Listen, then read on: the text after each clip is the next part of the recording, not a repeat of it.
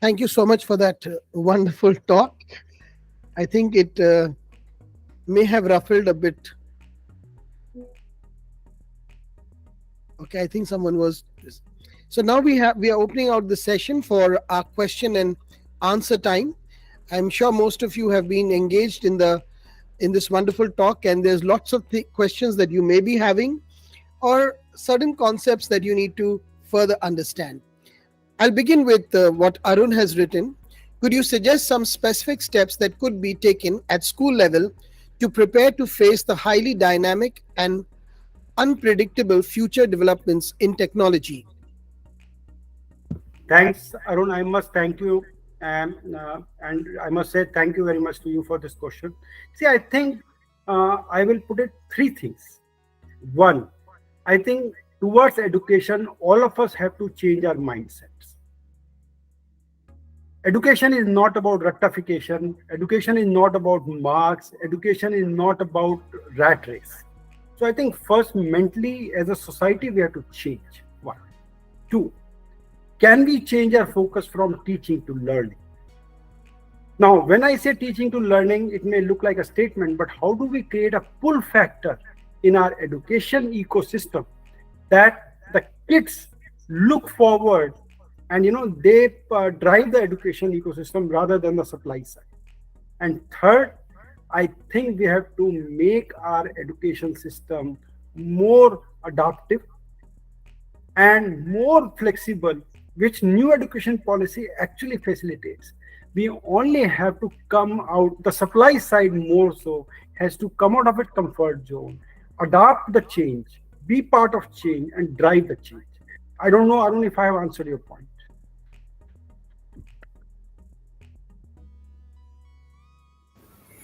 It was really wonderful, whatever you have said. But my question was the specific steps. You see, what you're mentioning is all true, and I agree with all that you have been saying. But I want to know, can we take any specific steps at school level to achieve this?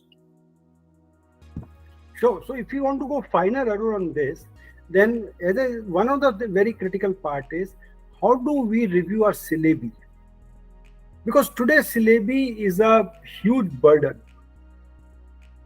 So that is one. How do we review our syllabi to make it more focus on education rather than push factor? Two, I think our assessment systems have to change. Today, our assessment system is purely focused on driving the way we are doing the education today. So our assessment system has to undergo a significant change, which first will require a mindset change of our ecosystem, of our people, anybody and everybody involved in the education system. So they may still look, Arun, at a macro level, but specifics we can, because assessment, when we look at it, I think it will decode and resolve a lot of current challenges, and it may help us drive the change. For sure, there is no capsule which is available. Each of us can take that capsule and then the change can happen. There's nothing like that, because no one shoe will fit all. We have very diverse country. We by our language, by our socio-economic status, by our political backgrounds. So I think, considering that we are such a diverse country, no one shoe will fit all, but these will be the guiding principles to bring the change.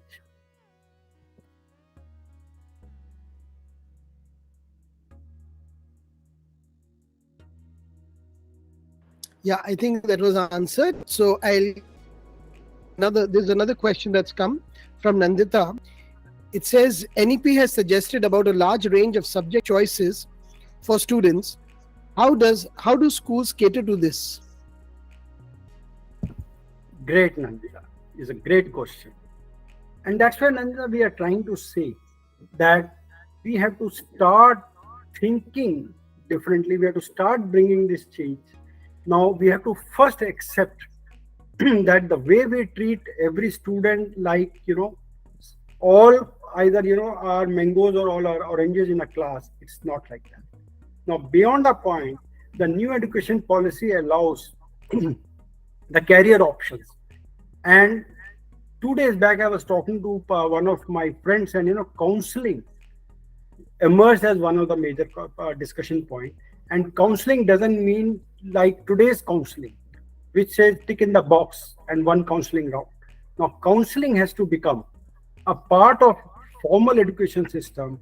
And Charles, this is my favorite. I normally advocate that I think it is time that education ecosystem should onboard at least 100,000, minimum 100,000 people from industry as a part of formal education system. Because when it comes to counseling, when it comes to mentorship, when it comes to reviving, it is the people, practitioners who have been in the industry. I think these 100,000 plus people also have to give their heart and soul as their commitment back to the society rather than expecting anything out of it. Because people, whatever today anybody has got, is the ecosystem who is given. So I think people who are with the spirit of giving their 2 cents back to the community, they need to do that. So Nandita, it is not very simple and straightforward, but we have to, look at early and continuously. Because today what happened, the career options are driven by the, my friend is doing that, so I want to do this. My parents want me to do this. My parents' friends' kids are doing this, so I have to do this. So we have to come out of that mindset and look at every student as an absolute product and see that what career options are available, and career options are chosen appropriately. And so there is no simple answer to that. It's an evolutionary way, it will evolve. But we have to use technology extensively in this. Technology can be a big help in looking into these aspects and giving us some of the answers. And all the answers will not come from technology alone. And I'm equally very, very convinced that 100,000 people minimum in next 3 years must be onboarded as a formal part of education ecosystem to bring the effective change in the system. Thank you so much. Thank you so much, sir.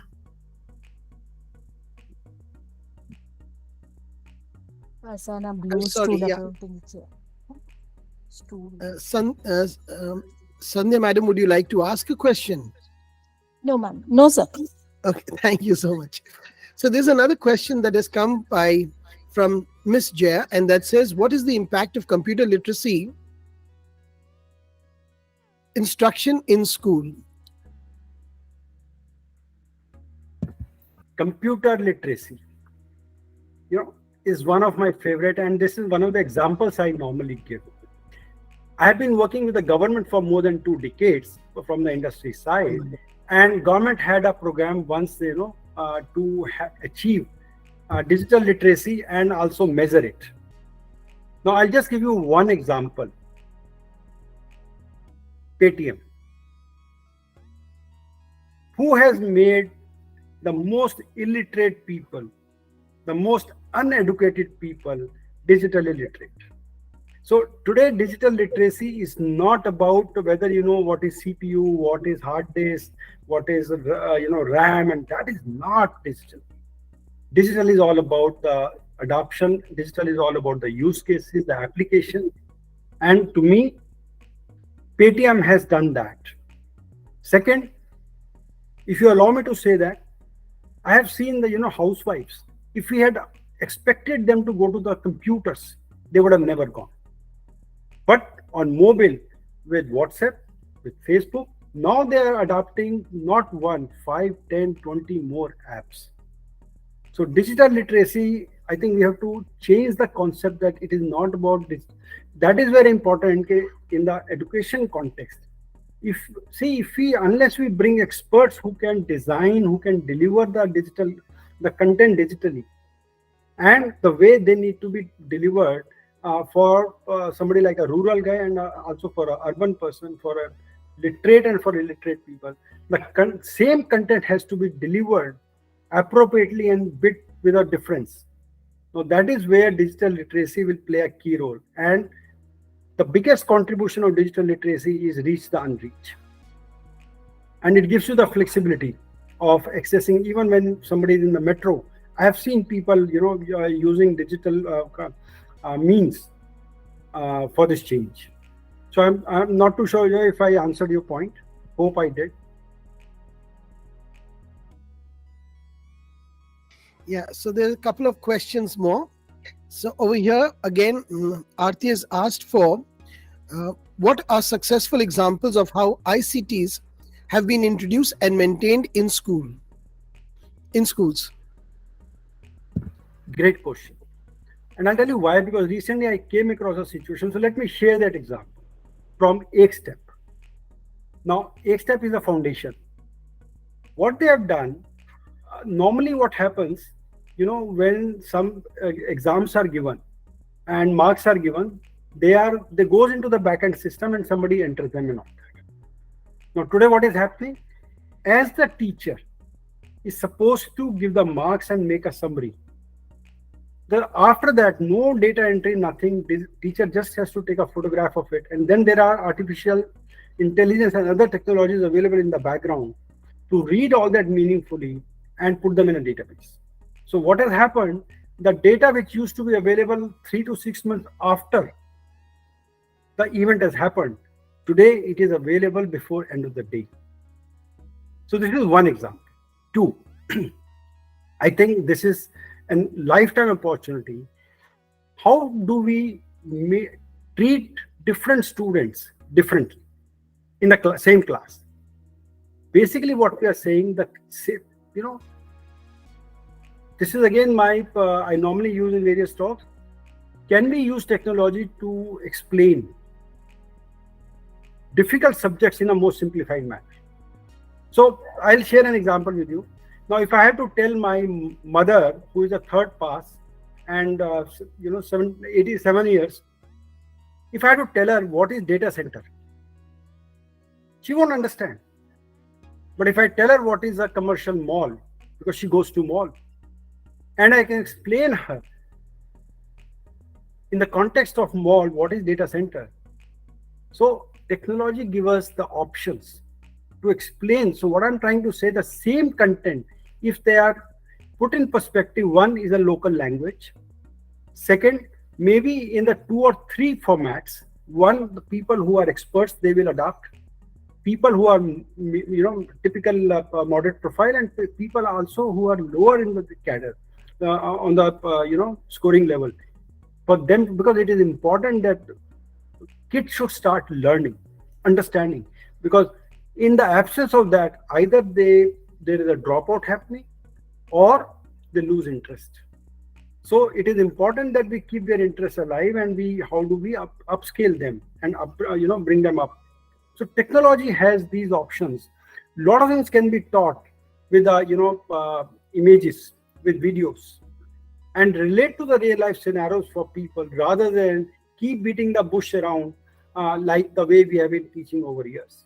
So that's the reason you need now innovation and the people who can think differently about the same subject from 3 perspectives. And then there has to be somebody who has to create that content. Then there has to be somebody who deliver that content. And then somebody has to provide a platform to deliver the content. Because everything done, but if the platform is not good, then again nothing happens. So it also takes away a lot of current constraints and current challenges. Charles.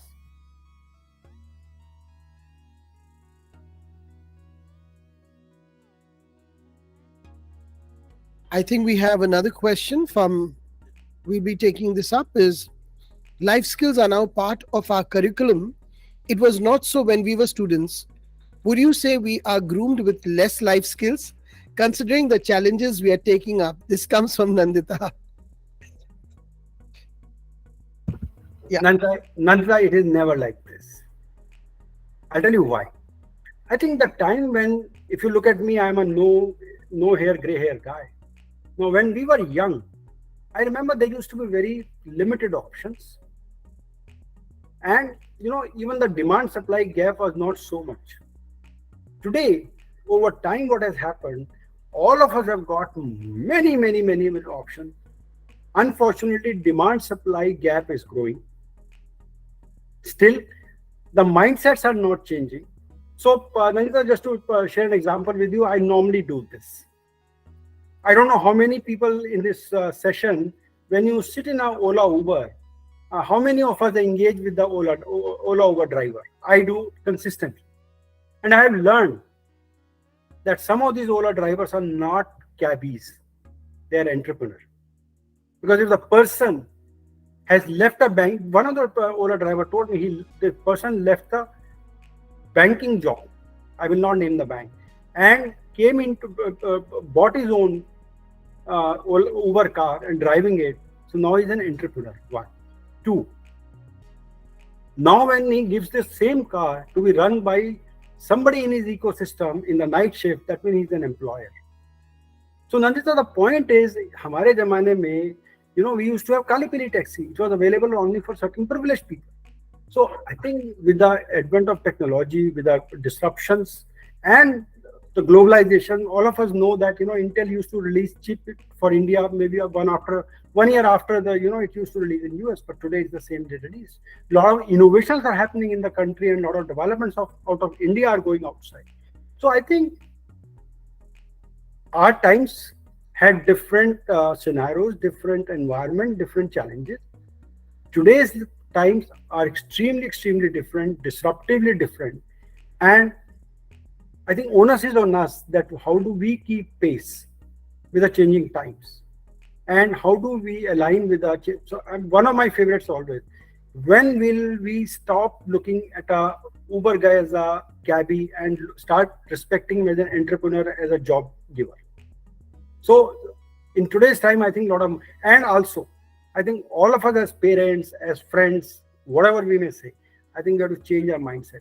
We should learn the art and science of respecting every new job, because new jobs are emerging which were never there.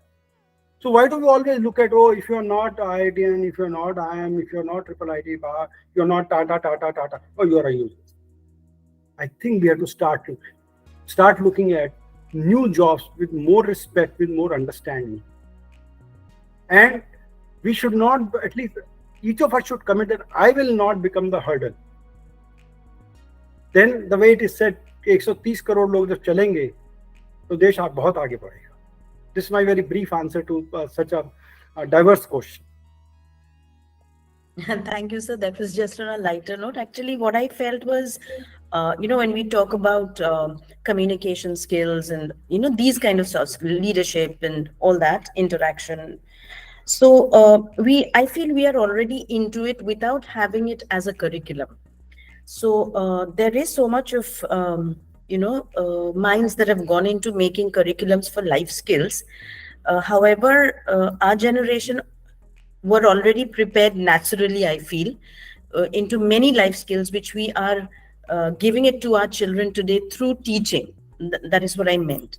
So, however, thank you so much. And Nanta, just to final, and that's the reason I said today at Wadhwani, when we are into that stream, we see that kids who focus on this, they leverage 20 to 30% premium in the market. And that's one of the reasons I created my own copyright by saying soft skill leads to wisdom. Because education system gives you degree, marks, employment gives you salary, it gives you promotions, titles. But when you focus on soft skills, it gives you, make you better, different person. And that's the reason it leads to wisdom. So yes, in good old days, most of the things were taught and communicated negatively. Today, a lot of change is happening, but more the change is happening, I think we have much larger the scope for life skills.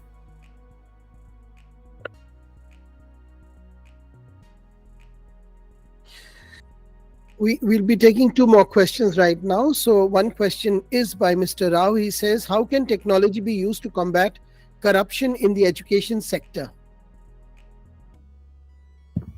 Rahul, corruption is in the minds of people. So I think we have to get corruption out of the mind. That's an opening comment to your question. 1. 2.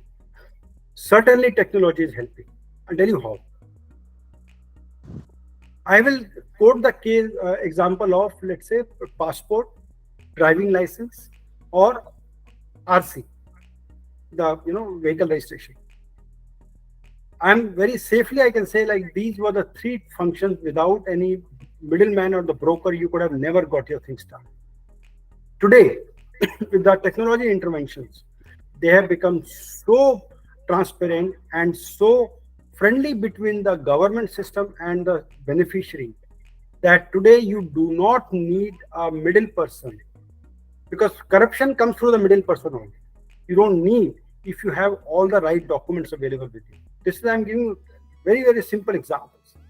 So it is bringing higher level of transparency and a higher level of visibility to the whole system. Like if suppose somebody has been, now there are systems. Now suppose somebody has been sitting on files in the system, or even if there is a service level agreement, and the service level agreement says 3 days, and after 3 days, just before 3 days, the person sends the file back for some comments, or forwards it to legal, finance for their comments and all that. Even technology will help you tell you the pattern, that which is the officer who is typically using the malpractices of the system.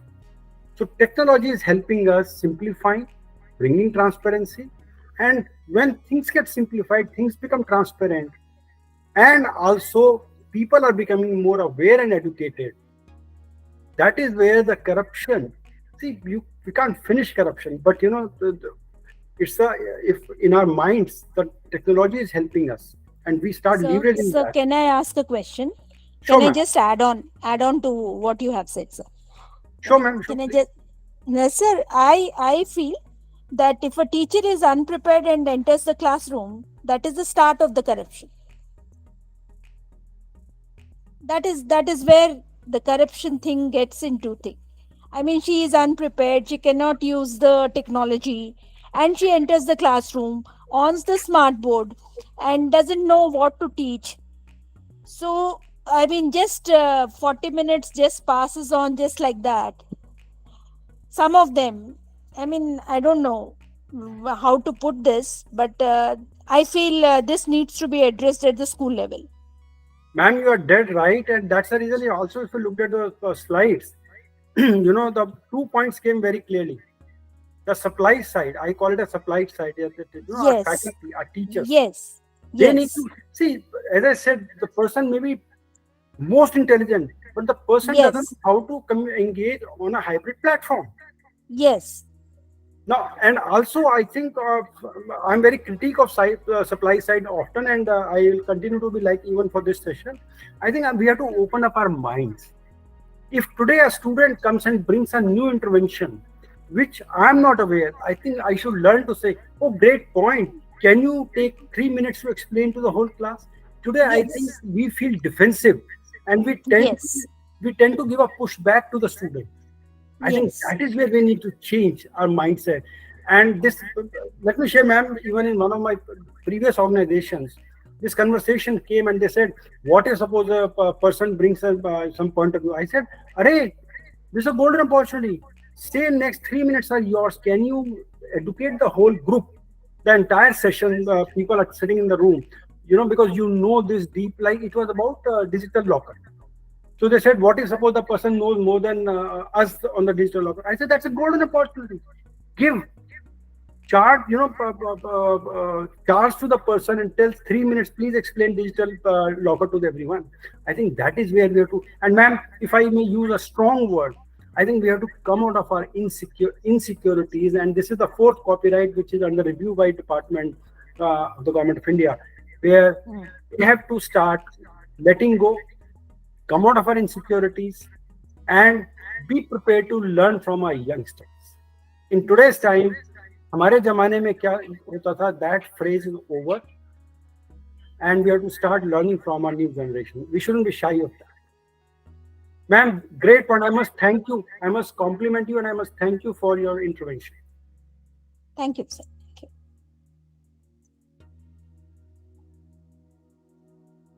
Charles?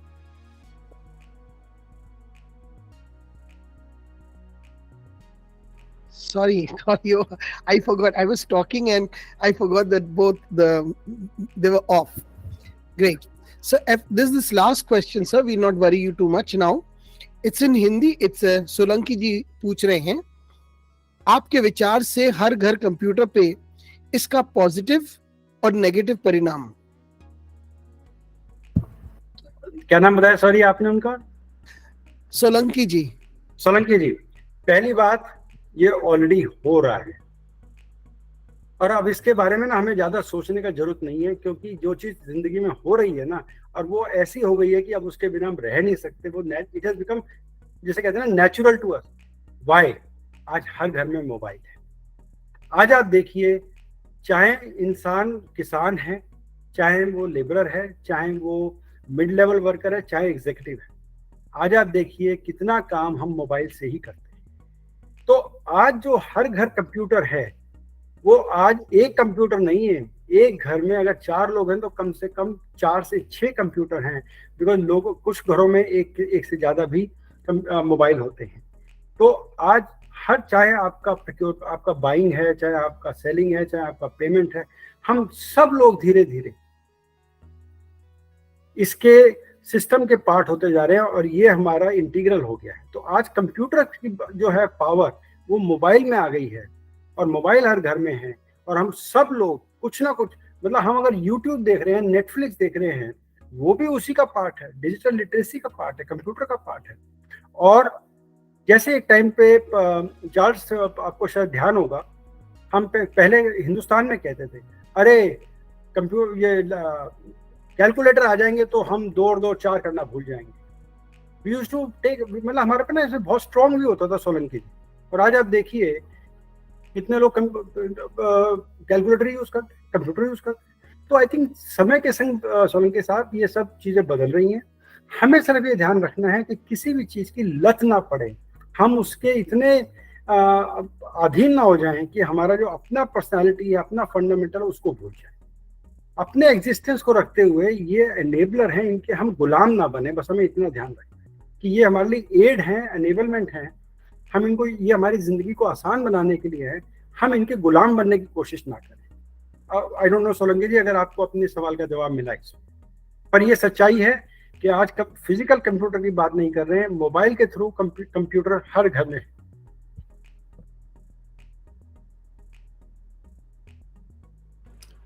So I think with that we come to the end of the session, and it was really a very enlightening session.